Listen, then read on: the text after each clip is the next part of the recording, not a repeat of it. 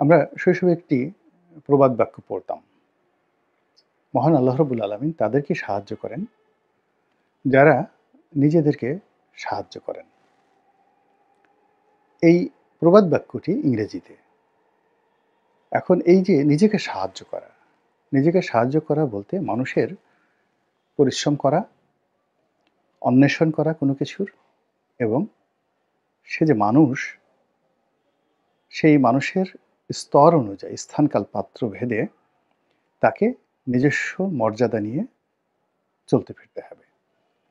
কোনো অবস্থাতেই ৳২ মানুষে ৳২,০০০ ভাবসাব দেখানো যাবে না। আবার ৳২,০০০ মানুষ প্রয়োজনের তাগিদে ৳২ মানুষে রূপান্তরিত হওয়া যাবে না।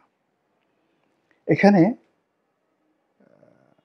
আরবিতে একটি শব্দ আছে রিজ্জা, খৌফ এবং রিজ্জা। মানে আপনি কোনো অবস্থাতেই অহংকারী হতে পারবেন না। আবার অবদমিত হতে পারবেন না। নিজেকে একেবারে হীনমন্য ভাবতে পারবেন না। আর আপনি যখন আপনার এই মানবিক সত্তাকে হারিয়ে ফেলেন, অর্থাৎ খুব অহংকারী হয়ে পড়েন অথবা নিজেকে খুব ছোট মনে করেন, তখন আপনার জন্য সমস্ত রহমত এবং বরকতের দরজা বন্ধ হয়ে যায়। আমি অনেক মানুষকে দেখেছি ভিক্ষার জন্য খুব কান্নাকাটি করে। রাস্তাঘাটে আমি দাঁড়িয়ে অনেক সময় লক্ষ্য করেছি। ছং করে, ভং করে, তারপরে আপনাদেরকে দয়া হবে না, আমাকে ৳২ দেন। তো এরকম মানুষ তারপরে যারা গাড়ির সামনে এসে দরজায় টোক্কা দেন, বেশিরভাগ ক্ষেত্রে মানুষ বিরক্ত হয় এবং এরা বেশি ভিক্ষা একটা পায় না। কিন্তু অনেক লোক দেখা যাচ্ছে যে শুধুমাত্র নীরবে বসে আছে, অন্ধ অথবা এমনি বৃদ্ধ একজন মানুষ এক কর্নারে বসে আছে।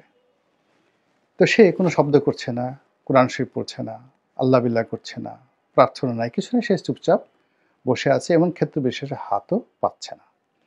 তো অন্যান্য মানুষ যারা আছে তারা হয়তো যারা ছং ভং করে তাদেরকে ৳১ দিচ্ছে, ৳২ দিচ্ছে, ৳৫ দিচ্ছে। কিন্তু ওই যে একটা লোক, সে দেখা গেল যে হঠাৎ করে এমন এক লোকের দৃষ্টি আকর্ষণ করলো, সে ৳১০০ একটা নোট দিয়ে গেল বা ৳৫০০ একটা নোট দিয়ে গেল। এটা হলো রিজিক। এই রিজিক একজন ভিক্ষুকের ক্ষেত্রে আমি দেখেছি।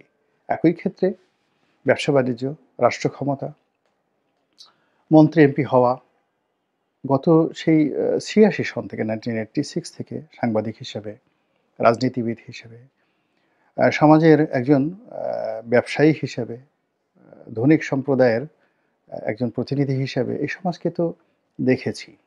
এই বাংলাদেশে এমন কোনো ধনী নেই যাদের সঙ্গে খুব বড় পর্যায়ের ধনী, যাদের সঙ্গে এক টেবিলের বসা হয়নি। অথবা যাদের সঙ্গে বসা হয়নি তারা কেউ বলতে পারবে না যে মিস্টার রনি আমাদের চাইতে কোনো অংশে দরিদ্র আছেন। এমন কোনো রাজনীতিবিদ নেই। যখন সেই এরশাদ সাহেব রাষ্ট্রপতি ছিলেন, তখন থেকে একেবারে আজ অবধি রাষ্ট্রের সর্বোচ্চ পর্যায়ে, সরকারের সর্বোচ্চ পর্যায়ে প্রধানমন্ত্রী আর রাষ্ট্রের সর্বোচ্চ পর্যায়ে রাষ্ট্রপতি, তাদের সঙ্গে একান্ত বৈঠক করার, বন্ধুর মতো চলার, স্নেহ এবং ভালোবাসা পাওয়ার সুযোগ হয়েছে। তাদের উত্থান দেখেছি, তাদের পতন দেখেছি। কাজেই আমার এই যে ক্ষুদ্র জীবন, এই ক্ষুদ্র জীবনে যেটি সবার কাছে শুনেছি, যারা পেয়েছেন তাদের বক্তব্য হলো যে কিভাবে যে পেলাম বলতে পারবো না। মন্ত্রী হওয়ার পর, এমপি হওয়ার পর, রাষ্ট্রপতি হওয়ার পর সবারই প্রত্যাশা ছিল যে এ কি হলো? এটা তো আমি আশা করিনি। আবার যখন তাদের পতন হলো, তখন কিভাবে যে পতন হলো সেটি আ তারা নিজেরাও টের পাননি। এবং এগুলো কিভাবে ঘটে জাস্ট একটা ছোট্ট উদাহরণ দেই। ইয়াজউদ্দিন সাহেবকে রাষ্ট্রপতি বানানো হবে। ইয়াজউদ্দিন সাহেব নেই, কিন্তু এই ঘটনার যে ২য় ব্যক্তি তিনি জীবিত আছেন। তো যেহেতু তার সঙ্গে আমার এই বিষয়টি নিয়ে কখনো আমি আজকে বলবো এরকম অনুমতি নিইনি, এজন্য তার নামটি আমি বললাম না। কিন্তু ঘটনা সত্য। তিনি বেগম খালেদা জিয়ার একজন ব্যক্তিগত কর্মকর্তা ছিলেন। তো তিনি সিদ্ধান্ত নিলেন, বেগম জিয়া সিদ্ধান্ত নিলেন যে তিনি ডক্টর ইয়াজউদ্দিন আহমেদকে রাষ্ট্রপতি বানাবেন। তো তিনি তার সেই বিশ্বস্ত লোককে বললেন যে, "যাও, তাকে নিয়ে আসো গাড়িতে করে।" তো ঢাকা বিশ্ববিদ্যালয় থেকে তাকে গাড়িতে করে সেই ভদ্রলোক নিয়ে আসছে। ইয়াজউদ্দিন সাহেব তখনও জানেন না যে তিনি দেশের রাষ্ট্রপতি হতে যাচ্ছেন। তো তখন এই যে টেলিফোন কোম্পানির মোবাইল সিমের মূল্য ছিল বেশি, সেটের দাম ছিল বেশি। মোর্শেদ খানের একচেটিয়া ব্যবসা ছিল। আর তখন এই টেলিফোন কোম্পানিগুলোকে চ্যালেঞ্জ দেওয়ার জন্য সরকারি প্রতিষ্ঠান সেই বাংলা লিংক ওই যে এরকম বাংলা লিংক, সম্ভবত বাংলা লিংক সরকারি প্রতিষ্ঠান এরকম তারা মোবাইল টেলিফোন ছাড়বে কম দামে, সিমের দাম কম, কল রেট কম। তো কথাবার্তা হচ্ছিল এবং সবাই স্বপ্ন দেখছিল যে আগামী দিনে তারা বাংলা লিংকের একটা সিম যদি পায় তাহলে নিজেকে খুব সৌভাগ্যবান মনে করবে। তো ওই অবস্থাতে সেই যে ইয়াজউদ্দিন সাহেব তিনি সেই বেগম খালেদা জিয়ার প্রতিনিধি তাকে গাড়ির মধ্যে হাত চেপে ধরলেন। হাত চেপে ধরে তিনি বললেন যে ভাই, আপনার কাছে একটা অনুরোধ, বাংলা লিংক চালু হলে আমাকে কিন্তু 2টো সিম আপনাকে ব্যবস্থা করে দিতে হবে। তো সেই লোক নিজে নিজে চিন্তা করেন এবং তার পরবর্তী একজন ঘনিষ্ঠ বন্ধুকে তিনি বললেন যে হায় হায়, এও কি সম্ভব? এই লোক একটু পরে রাষ্ট্রপতি হবে আর সে আমার কাছে বাংলা লিংকের 2টো সিম চাচ্ছে। বঙ্গবন্ধুর জমানাতে এরকম একজন রাষ্ট্রপতি ছিলেন মোহাম্মদুল্লাহ। অনেক এরকম কাহিনীর আছে। তো যাই হোক, সেদিকে না গিয়ে যেটি বলা যায় সেটি হলো এখানে যা কিছুই ঘটে, বিশেষ করে রাজনীতিতে, এর বেশিরভাগই নিয়তির টানে মানুষ পড়ে যায়, প্রকৃতির খপ্পরে পড়ে যায় এবং আপনার জীবনে যা ঘটার তাই ঘটে। শেখ হাসিনা 1 মিনিট আগেও, হেলিকপ্টার ওঠার আগেও কল্পনা করতে পারেননি তিনি ক্ষমতা হারাচ্ছেন। আবার এখন তিনি বিশ্বাসই করতে পারছেন না তার ক্ষমতা নেই। ডক্টর মোহাম্মদ ইউনূস ক্ষমতার মসনদে বসা পূর্ব মুহূর্ত পর্যন্ত কল্পনাই করতে পারেনি পৃথিবীতে এরকম একটা ঘটনা ঘটতে পারে এবং এখনও তিনি আত্মস্থ হতে পারেননি। তো সেই অবস্থাতে আগামী দিনের যে রাজনৈতিক ক্ষমতা, সেই রাজনৈতিক ক্ষমতা কার ভাগ্যে আছে, কোন দলের ভাগ্যে আছে আমরা এখনো পর্যন্ত জানি না।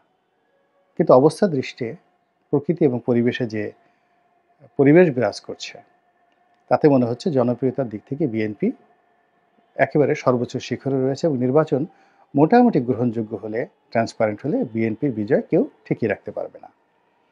এখন এই যে বিএনপির যে বিজয়, বিএনপির এই বিজয়কে যদি বিএনপিকে গ্রহণ করতে হয় তাহলে তার সবচেয়ে প্রথম যে জিনিসটি দরকার সেটা হলো আত্মমর্যাদাবোধ, সম্মানবোধ। সে রাজা হবে কিন্তু তাকে যদি প্রজার মতো আচরণ করে, সে সেনাপতি হবে, প্রধানমন্ত্রী হবে, মন্ত্রী হবে, উজিরে আজম হবে, আমির হবে, ওমরা হবে, কিন্তু তারা যদি আচার আচরণ করে সমাজের বিভিন্ন শ্রেণী পেশার একেবারে নিম্ন শ্রেণীর মানুষের মতো, তাদের মন মানসিকতা হয়ে যায় রাস্তার পাশের সিগারেটের দোকান থেকে তাদের একটা সিগারেট খেতে হবে, চায়ের দোকান থেকে একটা চা বাকি খেতে হবে,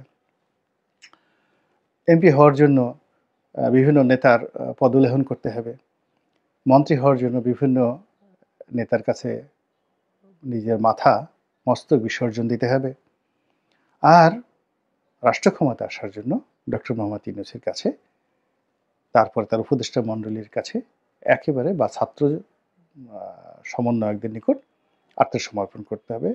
আমি মনে করি এটা বিএনপির জন্য আত্মঘাতী এবং দুর্ভাগ্যজনক হলেও সত্যি যে বিএনপির কোনো নেতার মধ্যে এখন পর্যন্ত পরিপূর্ণভাবে প্রধানমন্ত্রী হবেন বা দল ক্ষমতায় আসবে এই ধরনের যে আত্মমর্যাদাবোধ, সিনা উঁচু করে কথা বলার যে শক্তি, এটি এখনও জাগ্রত হয় নাই। তবে সালাউদ্দিন সাহেবের যে কথাবার্তাগুলো আমার কাছে মনে হয় অনেক ডিপ্লোম্যাটিক এবং তার মধ্যে রাষ্ট্রনায়ক নায়কোচিত যে মনোভাব, এটি তুলনামূলকভাবে বেশি।